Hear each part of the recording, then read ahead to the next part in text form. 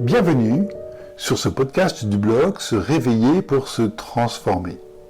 Le blog qui aide à se sentir zen et relax lors de nos passages de vie et plus particulièrement à partir de nos 50 ans. Aujourd'hui, je vais partager avec vous en format audio l'article « Comment être heureux dans la vie ».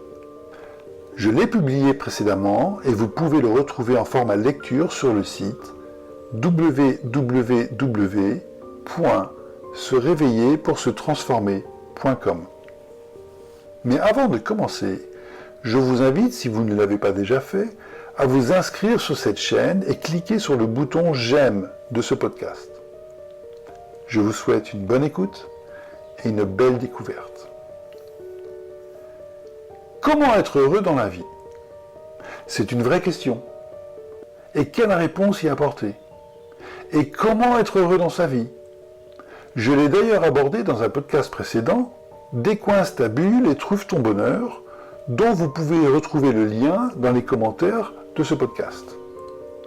Alors, qu'est-ce que le bonheur ? Le Larousse et le Robert le décrivent comme un état ressenti de complète satisfaction. Et les dictionnaires philosophiques ajoutent les mentions stables et durables. Ainsi, le bonheur n'est pas absolu, puisqu'il s'appuie sur ce que l'on ressent, donc libre à chacun de décider du degré de satisfaction requis. Par un raccourci efficace, l'on peut définir le bonheur comme le fait d'être heureux. Cela se rapporte à trouver un équilibre, corps, cœur, esprit, dans sa vie. Atteindre ce que certains décrivent comme l'ascension de soi. Ceci n'est pas un état de fait que l'on peut acquérir, mais un processus permanent que l'on doit rechercher au plus profond de son être. Un travail d'introspection régulier sur son chemin de vie. L'on peut penser qu'être heureux est un état d'esprit, mais comment être heureux dans sa vie de tous les jours ? Dans ses activités, ses loisirs, ce que l'on entreprend ? Il y a un principe universel à intégrer dans cette quête du bonheur. Ce qui existe dans l'infiniment grand existe également dans l'infiniment petit. Les principes qui activent l'harmonie de notre vie, au sens large, se retrouvent également dans les petites choses de notre quotidien. Ainsi, le principe de triangulation corps, cœur, esprit s'applique à toutes nos activités, quelle qu'en soit leur raison d'être. Et c'est en alimentant nos petits ruisseaux que nous les amenons à produire un grand fleuve. Alors, comment être heureux dans sa vie ? Voici ma petite histoire. Je vais essayer de vous expliquer ce principe de triangulation pour être heureux par les petites choses de la vie au travers d'un exemple que j'ai vécu. Je passe régulièrement chaque année des vacances au cœur de l'été dans le sud de la Bourgogne et cela pour profiter de ma maman. Les journées sont toujours remplies de farniente, détente, repos et plaisirs estivaux. Un vrai moment de décompression en famille. Pas de stress quotidien, et d'ailleurs même l'intendance de nos journées se fait avec plaisir. Je me sens connecté avec mes valeurs profondes, avec mon entourage et la nature qui nous entoure. Au cours de ces journées remplies de calme et de gourmandise, j'ai trouvé un jour, dans un vieux livre de recettes, qui provenait probablement de ma grand-mère, vous savez, ces livres dont les pages font mine de vouloir se détacher. J'y ai trouvé une recette pour préparer des bocaux de pickles de légumes. Alors je savais ce qu'étaient des pickles, mais je n'en avais jamais préparé. Intrigué, j'étudie le mode préparatoire qui s'est relevé très simple. Et d'ailleurs le voici. Dans un bocal, pouvant se fermer hermétiquement, immergez des légumes crus dans une préparation bouillante qui consiste d'1 volume de sucre, 2 volumes de vinaigre et 3 volumes d'eau. Une recette qui s'appelle 1, 2, 3. Et puis, refermer les bocaux hermétiquement et attendre au minimum 4 heures et au mieux plusieurs jours avant de les déguster. J'en parle autour de moi et mes oncles et tantes se souviennent que leur grand-mère a utilisé la même méthode pour conserver leurs légumes du jardin. Intrigué, je me suis donc lancé dans ce projet de faire mes propres pickles maison. Par contre, il me tenait à cœur que cela intègre un principe de triangulation, corps, cœur, esprit. Ce principe de triangulation s'est alors transformé en une activité de vacances. J'ai tout d'abord analysé les différentes étapes qui composent la recette et cherché comment cela répondrait à cette recherche, corps, cœur, esprit, pour me sentir heureux. Le corps se référant à me mettre en mouvement physiquement et intellectuellement, le cœur en activant mon imagination et mes émotions, et l'esprit en trouvant un lâcher-prise et une acceptation du moment présent.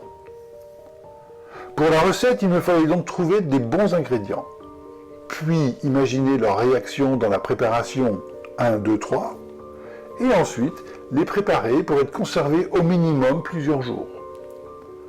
En fouillant la cave de ma mère, j'ai trouvé des vieux bocaux avec une collerette en caoutchouc type Le Parfait, et puis j'ai répertorié les marchés aux alentours car malheureusement, depuis la disparition de mon père, nous n'avons plus de potager dans notre jardin.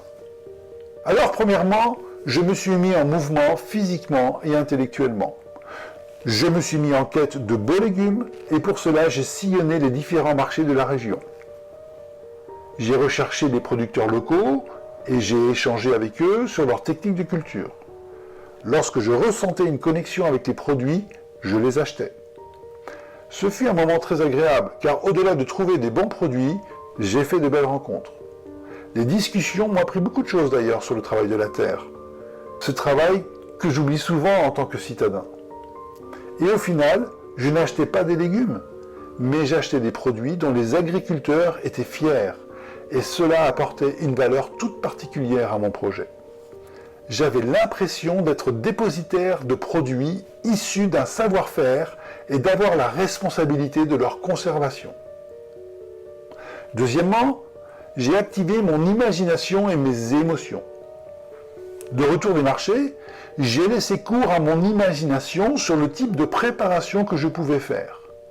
J'imaginais combiner des légumes ensemble, compléter des préparations avec des herbes du jardin et des épices. J'ai laissé cours à mon intuition et à l'émotion d'ouvrir les bocaux après plusieurs jours. Mon esprit était stimulé par cette part d'inconnu envers le résultat attendu. Je me sentais un peu comme un apprenti alchimiste qui cherchait à transcender la matière. Trouver un lâcher-prise et une acceptation du moment présent. Une fois les bocaux préparés et hermétiquement fermés, il me fallait attendre. La patience devenait une vertu car je ne pouvais plus corriger ce qui avait été fait. Il me fallait avoir confiance dans le processus de la recette et laisser faire le temps. Par cela, lâcher prise avec les interrogations et les craintes potentielles d'échec. La lente maturation des légumes dans leurs bocaux rendait l'attente délicieuse et savoureuse, pimentée par une certaine impatience. La notion de lâcher prise et d'acceptation du moment présent prenait toute sa dimension. Le plaisir d'attendre, telle une bulle qui s'envole dans la brise d'un printemps ensoleillé. Et puis il y a eu l'ouverture du premier bocal. Alors la recette demande une maturation de 4 heures minimum et au mieux une semaine. Ma douce impatience m'ayant accompagné, j'ai ouvert le premier bocal de chou-fleur au bout de 5 jours. Et ce fut une délicieuse découverte. Le chou-fleur avait une consistance al dente et stimulait mes papilles avec sa saveur aigre-douce. J'ai ressenti un vrai plaisir de le croquer directement. Et vous savez quoi ? Rapidement, il trouva sa place dans les plateaux d'apéro et dans les salades estivales. Et c'est peu dire que le bocal n'a pas fait long feu. Mais au-delà de la dégustation, le réel plaisir que je ressentais provenait de l'aboutissement d'un processus complet, activant la triangulation corps, cœur, esprit. J'avais trouvé de bons produits auprès de belles personnes. J'ai laissé libre cours à mon imagination pour créer des bocaux. Et j'ai pris plaisir à attendre la maturation et profiter du moment présent. Alors, j'ai racheté d'autres légumes, j'ai refait des bocaux en innovant à chaque fois.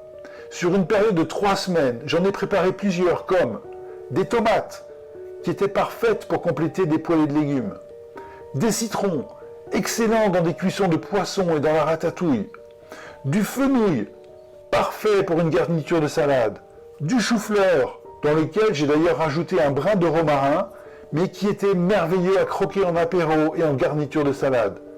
Et puis, des raisins secs, qui furent surprenants lorsque je les ai rajoutés à du riz. Vous pouvez d'ailleurs retrouver la recette de base des pickles dans le lien que j'ai mis dans les commentaires. Ou bien, vous pouvez également télécharger toutes mes recettes sur la page Recettes Slow Food, dont le lien est également dans les commentaires. En résumé, comment être heureux dans la vie? Pour être heureux dans la vie, la recette est très simple. Il faut vivre en pleine conscience toutes nos activités qui contribuent à notre bonheur.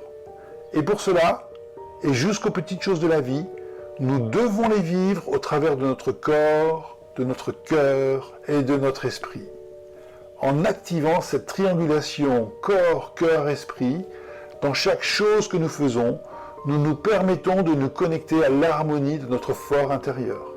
Cette connexion nous permet d'être dans un mouvement ascensionnel et de pouvoir envisager comment être heureux dans la vie.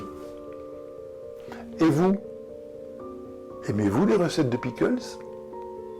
Avez-vous déjà trouvé une activité qui vous connecte corps, cœur, esprit? Si ce n'est le cas, avez-vous déjà réfléchi à être accompagné pour la trouver? Et si vous souhaiteriez être accompagné, contactez-moi. Vous pourriez ne pas le regretter. Je vous remercie de m'avoir écouté jusqu'à la fin. J'espère que ce podcast vous a plu. Je vous invite à vous abonner à cette chaîne pour ne manquer aucun nouvel épisode. Et si ce podcast vous a plu, n'hésitez pas à le partager sur vos réseaux autour de vous. Portez-vous bien et à bientôt!